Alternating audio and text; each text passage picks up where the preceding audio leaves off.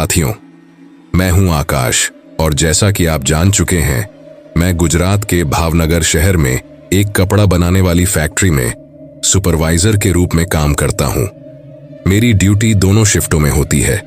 मुझे 15 दिन रात की शिफ्ट में काम करना होता है और बाकी 15 दिन दिन की शिफ्ट में।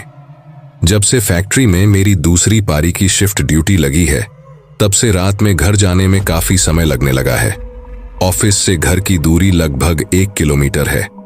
जब तक कोई बेहद जरूरी काम न हो, मैं रात में घर आने जाने के लिए उन सुनसान और संकरी गलियों से गुजरना पसंद नहीं करता, जिनसे होकर मैं जल्दी पहुंच सकता हूं। वहां चोरी और लूटपाट करने वाले अपराधियों का खतरा तो रहता ही है, साथ ही उन गलियों में कुत्तों की भौंकने की आवाजें भी मुझे काफी डराती हैं। इसलिए मैं हमेशा पक्की सड़क वाले मुख्य मार्ग से ही घर लौटने का निर्णय लेता हूं, जिससे मैं सुरक्षित रह सकूं। एक बार ऐसा हुआ कि मैं फैक्ट्री में काम करते करते काफी देर तक रुक गया। उस दिन सामान भरने के लिए गाड़ी आई थी और मुझे गाड़ी में लौट करने में काफी समय लग गया। रात का समय था, हवा तेज चल रही थी, जैसे कि बारिश होने वाली हो। घड़ी में रात के 12 बजने वाले थे। बच्चे सो चुके होंगे और मेरी पत्नी निशा भी मेरे बिना खाना नहीं खाती। वह निश्चित रूप से मेरा इंतजार कर रही होगी, पेट में बहुत ज्यादा भूख महसूस करते हुए। यही सब सोचते हुए टिफिन बॉक्स हाथ में लटकाए मैं तेज कदमों से घर की ओर चल पड़ा। कुछ दूर चलने के बाद मैंने संकरी और कच्ची गली का रास्ता लिया ताकि जल्दी से घर पहुंच सकूं। हालांकि मैं कभी भी इस गली से जाना पसंद नहीं करता था, जैसा कि मैंने पहले बताया था, लेकिन उस दिन की देरी के कारण मजबूरन मुझे इस रास्ते का सहारा लेना पड़ा। इतनी रात और इस सुनसान संकरी गली में चलते हुए मुझे डर लग रहा था।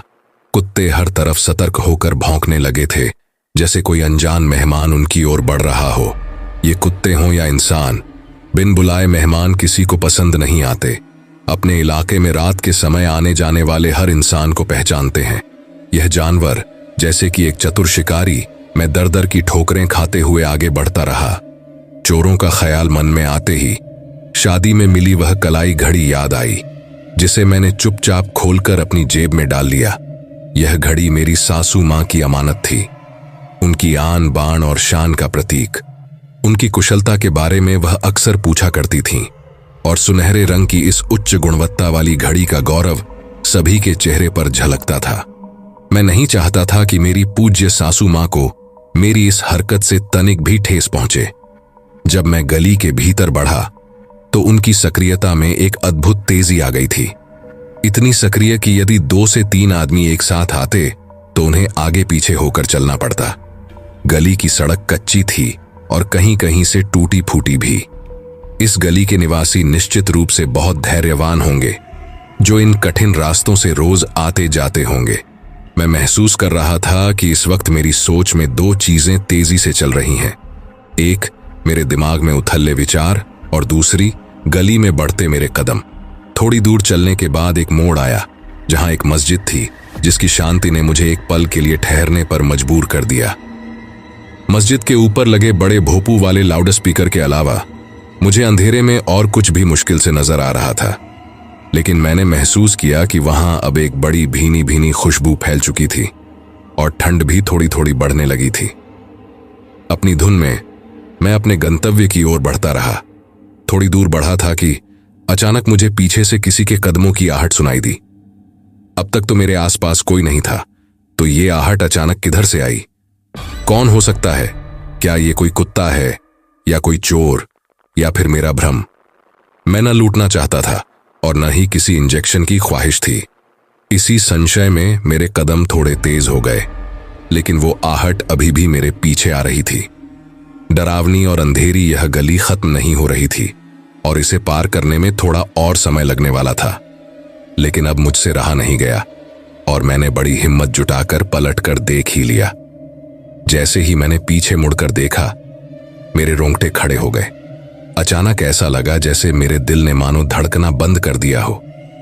आधी रात को इस सुनसान सड़क पर मेरे अलावा सफेद चादर में लिपटी एक औरत मुझे दिखाई दे रही थी और वह तेजी से कदम बढ़ाते हुए मेरी तरफ आ रही थी। उसकी चाल में एक निश्चित दृढ़ता थी, जैसे इस अंधेरी तंग गली का भय उसे भी घेरने लगा हो। सफेद साड़ी में लिपटी होने के कारण वह अंधेरे में भी स्पष्ट रूप से दिख रही थी। अब मुझे थोड़ी राहत मिली और मैंने शांत मन से आगे बढ़ना जारी रखा। अचानक मुझे एहसास हुआ कि वह महिला मेरी पीठ के ठीक पीछे खड़ी है और मुझे बुला रही है। मैंने थोड़ी देर के लिए रुका और पलटा। सच में वह तरुणी मेरे पीछे खड़ी थी। उसकी आंखों में एक गहरा नशा सा था। उसका तीखा नक्शिक और ओजस्वी चेहरा, सुराहीदार कमर और पिंडलियों तक लहराते सुनहरे बाल उसे किसी अप्सरा की तरह बना रहे थे। सफेद साड़ी में लिपटी वह स्त्री अंधेरे को चीरती हुई अपनी उपस्थिति दर्ज करा रही थी। उसने निवेदन किया, कृपया मेरे साथ चलिए, इस अंधेरे में मुझे डर लग रहा है। तब मुझे एहसास हुआ कि हम दोनों की स्थिति एक जैसी थी और शायद एक दूसरे का साथ हमें इस अंधेरी गली में थोड़ी सुरक्षा दे सकता था। मैंने सहमति में सिर हिलाया और हम दोनों एक साथ आगे बढ़ने लगे। इतनी रात के समय इस सुनसान गली में वह अकेले घर से बाहर निकलने की वजह जानने की मेरी इच्छा थी, लेकिन उसने कोई उत्तर नहीं दिया। कुछ समय बाद उसने कहा, मेरा घर पीछे मोड़ पर ही है। किसी की जिंदगी और मौत का सवाल है, इसलिए मुझे निकलना पड़ा। आप भले आदमी लगते हैं, इसीलिए मैं आपके पीछे पीछे चल पड़ी। इतनी रात में किसी अनजान पर भरोसा करना थोड़ा अजीब लगा, लेकिन कभी कभी जरूरत पड़ने पर ऐसा करना पड़ता है, मैंने सोचा। हम लोग साथ साथ चलते रहे। तभी उसने अपना हाथ मेरी ओर बढ़ाया, जिसमें एक चमकती हुई अंगूठी थी। अनायास ही मेरे मुंह से निकला, यह क्या है? उसने कहा, आप इसे पहन लीजिए, यह आपके काम आएगी, आपको भूतों से बचाएगी और इस घने अंधेरों से भी बचाएगी। मैंने साफ इनकार करते हुए कहा, देखिए, मैं इन सब दकियानूसी बातों पर विश्वास नहीं करता, इसलिए बेहतर होगा कि आप इसे मुझसे दूर रखें। मेरे बेरुखी भरे जवाब पर भी वह स्त्री तनिक भी विचलित नहीं हुई, बल्कि बिल्कुल शांतचित्त होकर खड़ी रही। उसके साथ के व्यवहार ने मुझे भीतर से आत्म जागरूक भी महसूस कराया। ये देखकर मुझे लगा कि शायद मैं अपनी सोच में थोड़ा संकीर्ण हो गया हूं। हालांकि मुझे अच्छी तरह से पता था कि मैंने जो कुछ भी किया वह सही था, लेकिन गली अब खत्म होने वाली थी और मैं पक्की सड़क को अपने सामने देख सकता था। तभी वह स्त्री रुकी और मुझसे आगे बढ़ते रहने के लिए कहा।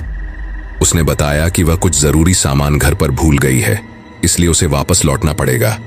वह फिर गली के भीतर वापस जाने लगी। मैंने उसे घर तक छोड़ने की पेशकश की, लेकिन उसने बड़े विनम्रता से इसे अस्वीकार कर दिया। इसके बाद हमने एक दूसरे से विदा ली और अपने अपने गंतव्य की ओर बढ़ चले। घर पहुंचकर मैंने अपने हाथ और मुंह धोए, लेकिन पूरा बदन दर्द से दुख रहा था और शायद मुझे हल्का बुखार भी था। मेरे कदमों की आहट से निशा भी जाग गई। उसने मुझसे खाना खाने के लिए पूछा, लेकिन मैंने मना कर दिया। फिर मैंने उसे खाने के लिए कहा और बिछावने पर चला गया। मेरी दिनचर्या सुबह 5 बजे से शुरू होती थी। तड़के उठकर सुबह का व्यायाम करना, नहा धोकर बेटे को स्कूल पहुंचाना, फिर खुद नाश्ता करके फैक्ट्री के लिए निकलना, यह सब मेरे दिन का हिस्सा था। फैक्ट्री में काम का दबाव इतना था कि सुबह से लेकर दोपहर कब हो गई पता ही नहीं चला। अचानक लंच का समय हो गया और मेरे सहकर्मियों ने मुझे खाना खाने के लिए कहा। फिर हम सब बातचीत करते हुए अपना खाना खत्म करने लगे। उसी दौरान मेरी नजर सामने बैठे दोस्त की अंगूठी पर पड़ी और अचानक बीती रात की सारी घटनाएं मेरी आंखों के सामने तैरने लगीं। मैंने अपनी इस सोच का जिक्र अपने साथियों से किया और जैसे ही बात की, सबको मेरी खिंचाई करने का एक बहाना मिल गया। तुम तो इतने स्मार्ट हो, जरूर वह तुमसे कुछ और करना चाहती होगी। जैसे मजाक में कई बातें होने लगीं।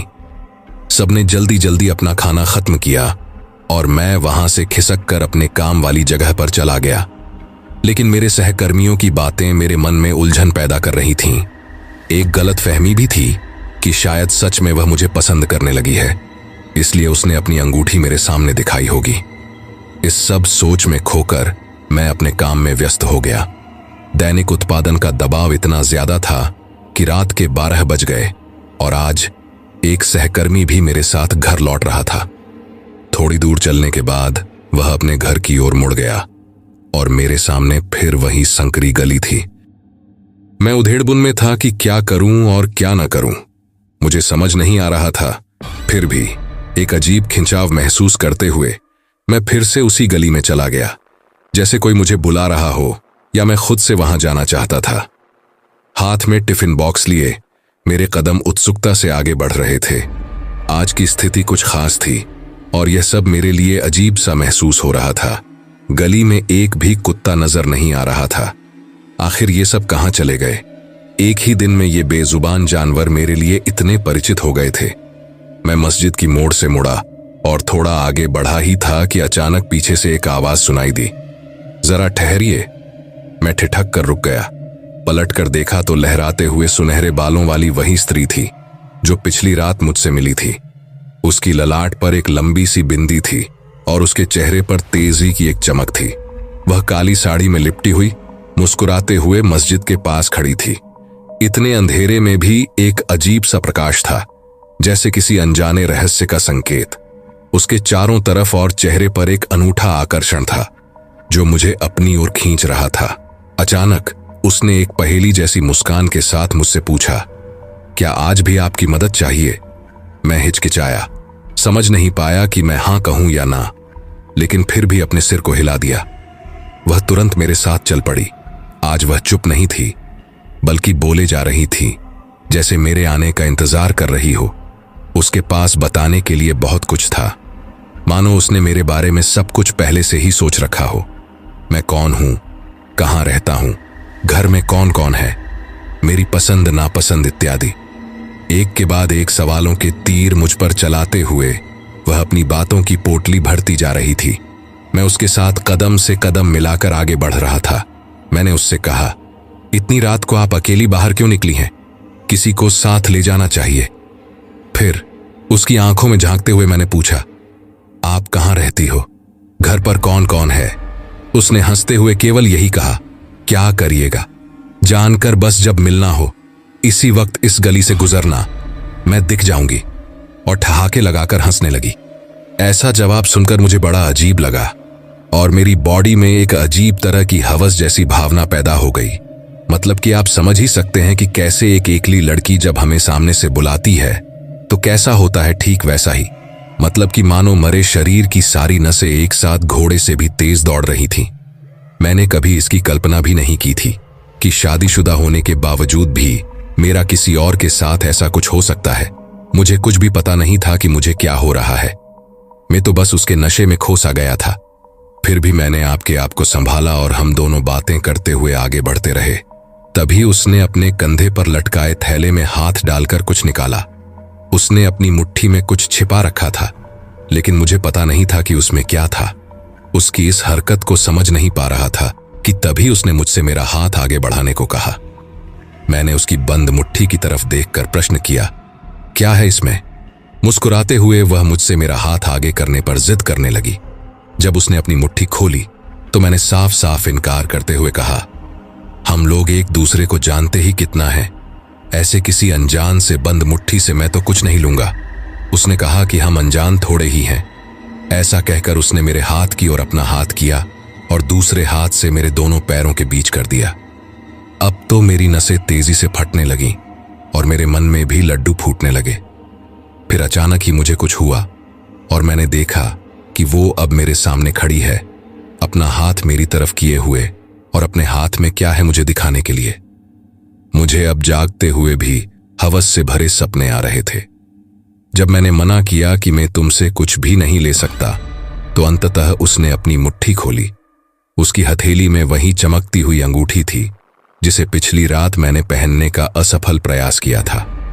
मैंने उसे समझाया कि अगर वह मुझे दिन में यह अंगूठी देती तो शायद मैं इसे लेने पर विचार करता, लेकिन इतनी रात गए और यह अंगूठी देखने में बेहद कीमती लगती है, इसलिए मैं आपसे अनुरोध करता हूं कि मुझे इसे देने का प्रयास न करें। मेरा यह जवाब सुनकर उसकी आंखों में तंज भर गया।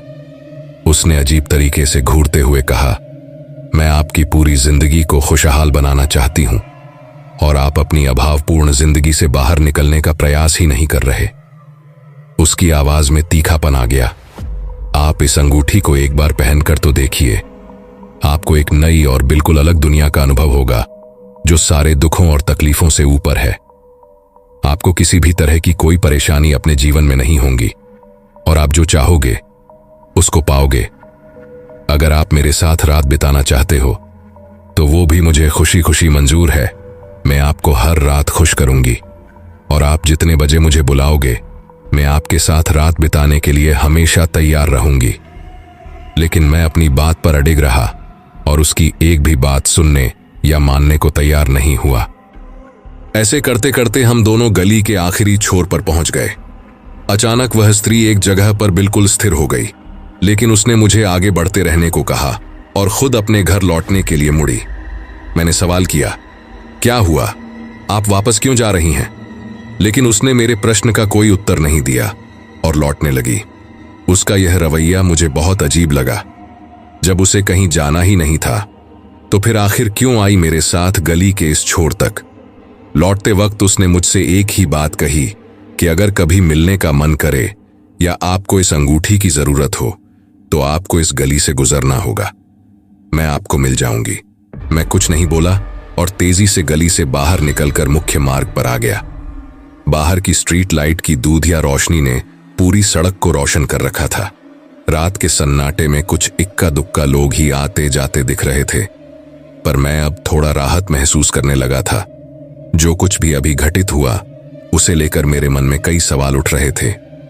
गली को पीछे छोड़कर जब मैं कंक्रीट वाली मुख्य सड़क पर पहुंचा तब भी उस स्त्री की उलझाऊ बातें मेरे दिमाग में घूम रही थीं। आखिर कौन थी वह स्त्री और उसकी मंशा क्या थी? उसकी अंगूठी में ऐसी क्या खासियत थी कि मैंने उसे पहनने की जिद पकड़ ली? हर बार जब मैं गली के मुहाने तक पहुंचता वह वापस लौट जाती। ये सारे सवाल मेरे मन में उथल पुथल मचाते रहे। अंततः जब मैं अपने घर की दहलीज पर पहुंचा तो राहत की एक गहरी सांस ली। घर आकर उन बेकार की बातें तो पीछे छोड़ दी, लेकिन अब एक अजीब सा ज्वार मेरे मन में समा गया था। पत्नी निशा से नजरें बचाकर मैंने दवाई पी और चुपचाप बिछावने पर लेट गया। लेकिन फिर अचानक मैंने पाया कि मैं फिर से उसी गली में खड़ा हूं। चारों ओर भयानक सन्नाटा छाया हुआ था। रोशनी के नाम पर बस चांद की हल्की फुल्की दूधिया रोशनी फैली थी। वहीं कुछ समय पहले जो कुत्ते मुझे नहीं दिखाई दे रहे थे, अब वे मुझे देखकर भौंक रहे थे। वे कुत्ते काफी डरावने लग रहे थे, जैसे उनके अंदर कोई अदृश्य शक्ति समा गई हो और वे मुझे चीरकर मेरा खून पीने के लिए तड़प रहे हों। ये दृश्य देखकर मेरे भीतर एक सिहरन दौड़ गई। मैं सोच रहा था, अभी थोड़ी देर पहले तो मैं यहां से निकल कर गया था। अब मैं सोचने लगा कि दोबारा इस जगह पर कैसे पहुंच सकता हूं। मैंने अपने घर की ओर जाने वाले रास्ते को देखना शुरू किया और मुझे गली के थोड़ी दूर पर मुख्य सड़क दिखाई दी। मैं उसे पकड़ने के लिए वहां से तेजी से भागने लगा। मेरा जोश पूरे चरम पर था, लेकिन वो गली खत्म होने का नाम नहीं ले रही थी। अचानक मुझे अपने पीछे से किसी के हंसने की आवाज सुनाई दी, जो मुझे कुछ जानी पहचानी सी लगी। जैसे जैसे आवाज तेज होती गई, मुझे एहसास हुआ कि यह तो वही औरत की आवाज है जो पिछले 2 दिनों से मुझे इस गली में मिल रही थी। मुझे पीछे मुड़कर देखने की हिम्मत तक नहीं थी। मैं बस अपनी पूरी ताकत से दौड़ता रहा, लेकिन न तो वो गली खत्म हो रही थी और न ही उस औरत की हंसने वाली आवाज रुक रही थी। जब काफी दूर दौड़ने के बाद भी गली का अंत नहीं हुआ तो मैं थक कर रुक गया। मैं खड़ा खड़ा सोचने लगा कि अब मुझे क्या करना चाहिए और ये महिला आखिर चाहती क्या है। जब मैंने हिम्मत जुटाकर पीछे मुड़कर देखा तो वो औरत एकदम सफेद लिबास में चमकती हुई खड़ी थी, जैसे किसी रहस्य की प्रतीक हो। उस भयानक अंधेरे में भी उसके चेहरे पर एक अनोखी रोशनी चमक रही थी। देखने में वह किसी अप्सरा से कम नहीं लग रही थी, लेकिन जब उसने मुंह फाड़कर हंसना शुरू किया तो वह बेहद डरावनी लगने लगी। वह धीरे धीरे मेरी ओर बढ़ रही थी और कह रही थी, तुम मुझसे दूर क्यों जा रहे हो? मैं कब से तुमसे कह रही हूं कि यह अंगूठी पहन लो, लेकिन तुम हो कि मेरी बात ही नहीं सुन रहे हो। अगर तुम एक बार मेरी इस अंगूठी को पहन लोगे तो तुम्हारी पूरी जिंदगी बदल जाएगी। जिस जिंदगी में तुम अब जी रहे हो वह तो नरक से भी बदतर है। इस अंगूठी को पहन लो और तुम्हें मेरी जैसी अनेक अप्सराएं मिलेंगी। बस एक बार इसे पहन लो। लेकिन उसकी आवाजों का मुझ पर कोई असर नहीं हो रहा था। मैं अपने ही सवालों से अंदर ही अंदर जूझ रहा था। थोड़ी देर पहले तो मैं यहां से निकल गया था, लेकिन अब यह औरत मेरे सामने कैसे आ सकती है? मैंने उससे कहा, अभी थोड़ी देर पहले तो मैंने तुम्हें मना किया था कि मैं तुम्हारी दी हुई अंगूठी नहीं पहनूंगा। मुझे बताओ, थोड़ी देर पहले तो मैं यहां से चला गया था, फिर तुम कैसे यहां आ गई? अब मैं इस जगह पर फिर से कैसे पहुंच गया? जैसे ही मैंने ये सोचा, वो औरत फिर से जोर जोर से हंसने लगी, लेकिन इस बार उसकी हंसी धीरे धीरे एक भयानक आवाज में बदलने लगी। वो चेहरा जिसे देखकर मैं मदहोश हो रहा था, अब एक डरावने रूप में बदलता जा रहा था। उसकी आंखों में एक अजीब सी चमक थी और वो अपने मुंह को मेरी ओर बढ़ाती जा रही थी। मैं अपने पैरों को धीरे धीरे पीछे खींचने लगा। इस पल में मेरे पूरे शरीर का खून जैसे सूख गया था। मेरे पैरों में चलने की कोई हिम्मत नहीं बची थी और मुझे समझ नहीं आ रहा था कि मेरी आवाज क्यों नहीं निकल रही। मेरा चेहरा पसीने से भरा हुआ था, जैसे मैं अभी नहा कर निकला हूं। धीरे धीरे वो चेहरा और भी भयानक होता गया।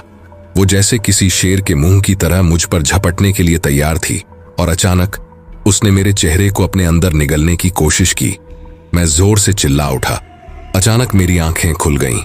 सामने देखा, मेरी पत्नी निशा मेरे माथे पर ठंडी ठंडी पत्तियां रख रही थीं। मैंने भगवान को धन्यवाद दिया कि यह सब सिर्फ एक सपना था। मुझे लगा कि आज मेरी जान सच में निकल गई थी। शायद मेरी पत्नी निशा को मेरी बुखार की भनक लग चुकी थी, तभी तो वह मेरे माथे पर ठंडी पत्तियां रखने लगी। अचानक मुझे घबराते हुए देखकर निशा ने कहा, 2 दिनों से आपकी तबीयत ठीक नहीं लग रही, कल चलकर किसी अच्छे डॉक्टर से दिखा लीजिए। निशा की बातों का जवाब देने के लिए मैंने बस सिर हिलाया और आंखें बंद करके सोने की कोशिश करने लगा। उसने फिर आगे कोई टोका टाकी नहीं की। अगली सुबह जब मेरी नींद खुली तो बुखार से तो राहत मिल चुकी थी, लेकिन सिर भारी भारी सा लग रहा था, इसलिए आंखें मूंदे हुए बिस्तर पर ही पड़ा रहा। निशा ने बच्चों को तैयार किया और उन्हें स्कूल पहुंचा दिया।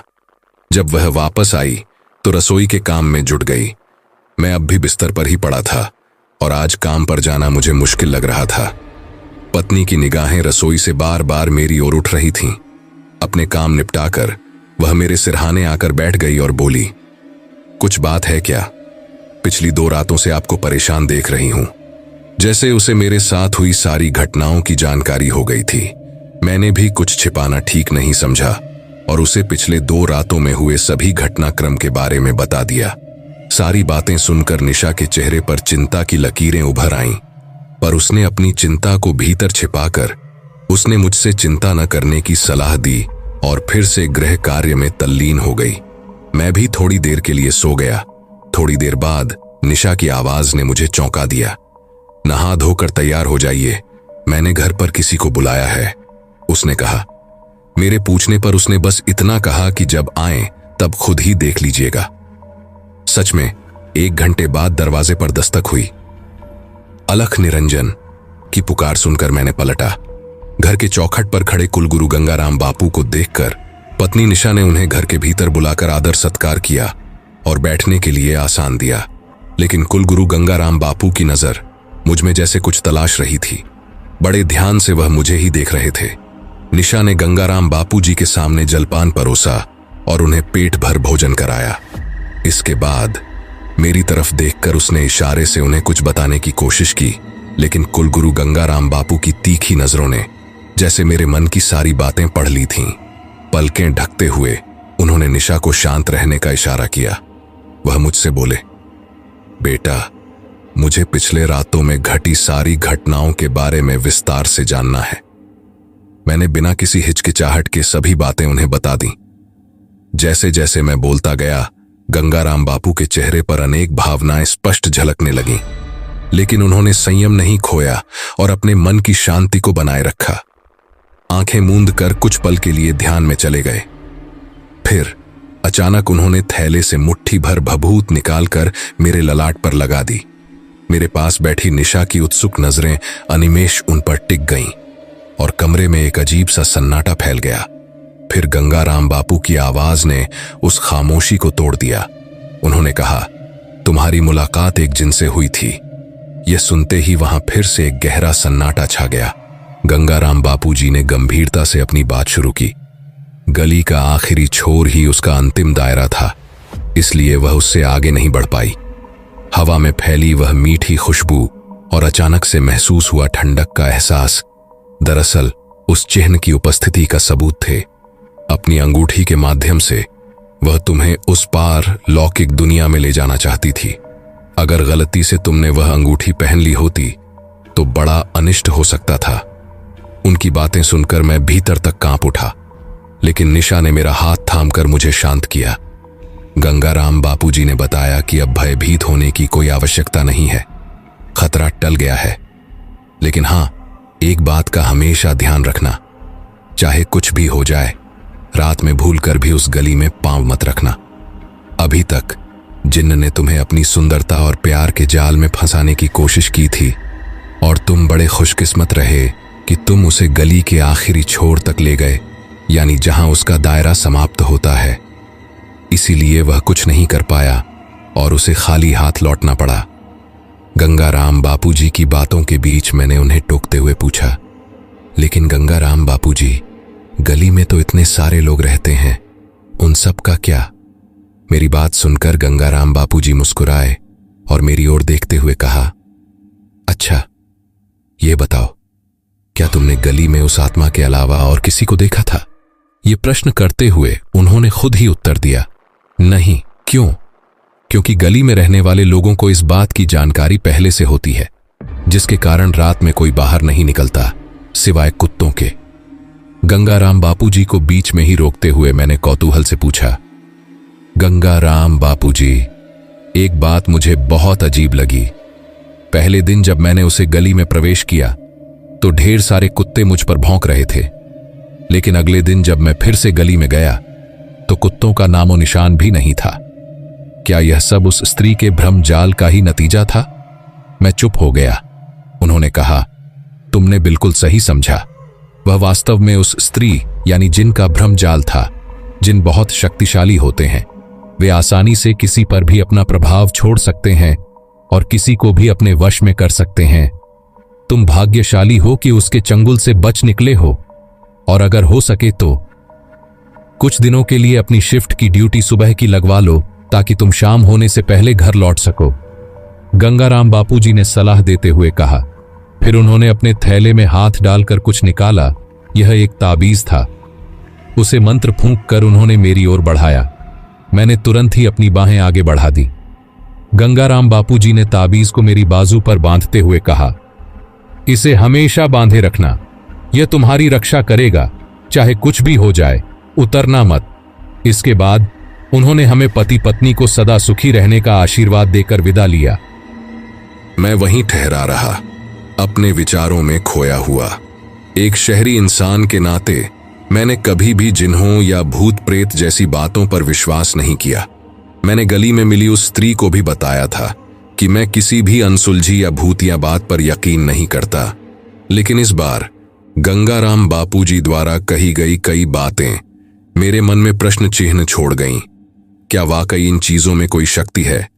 क्या मुझे अपनी सोच को बदलना चाहिए? परंतु गली में जो अनुभव मैंने किया उसे सामान्य नहीं कहा जा सकता। घटनाओं को देखने का नजरिया हर किसी का अलग होता है। हर इंसान अपनी स्थिति का आकलन अपने तरीके से करता है, और यह जरूरी नहीं कि वह आकलन हर बार सच्चाई से मेल खाता हो। अब यह जानना कि सच क्या है और झूठ क्या, यह तो सिर्फ ईश्वर को ही पता है। लेकिन एक बात स्पष्ट थी, गंगाराम बापूजी के तर्क भरे उत्तरों ने मुझे गली में घटित घटनाओं और उस स्त्री के बारे में अपने मस्तिष्क में उठने वाले जटिल सवालों पर विराम लगाने को मजबूर कर दिया था। हालांकि गंगाराम बापूजी की बातें सुनकर मैं बहुत डरा हुआ था, जिसकी वजह से गली में जाने की हिम्मत जुटाना मेरे लिए मुश्किल हो गया। आज उस घटना को करीब 10 साल हो चुके हैं और मैं उस गली के पास से अनेकों बार गुजरा, लेकिन आज भी भीतर जाने की हिम्मत नहीं होती। मेरे मस्तिष्क में बस यही एक सवाल घूमता रहता है, क्या सच में वह स्त्री थी या एक जिन्न? तो दोस्तों, आज की हमारी यह कहानी यहां पर समाप्त होती है। जो कहानी आपने सुनी वह मेरे दोस्त के अंकल के साथ असल में घटित हुई थी। मैंने वही दिलचस्प कहानी को अपने तरीके से बताया है जो मेरे दोस्त ने मुझे सुनाई थी। मुझे पूरा विश्वास है कि आपको यह कहानी बहुत पसंद आई होगी। अगर फिर भी आपके मन में कोई सवाल या समस्या है तो कृपया कमेंट बॉक्स में जरूर बताएं। मैं आपके सभी कमेंट्स पढ़ूंगा और कल रात फिर से अगली कहानी आपके सामने लेकर आऊंगा। तब तक के लिए आप भी उसका इंतजार कीजिए और अपना और अपने प्रियजनों का ख्याल रखिए। क्या पता अभी आपके साथ यह कहानी कोई और भी सुन रहा हो। धन्यवाद।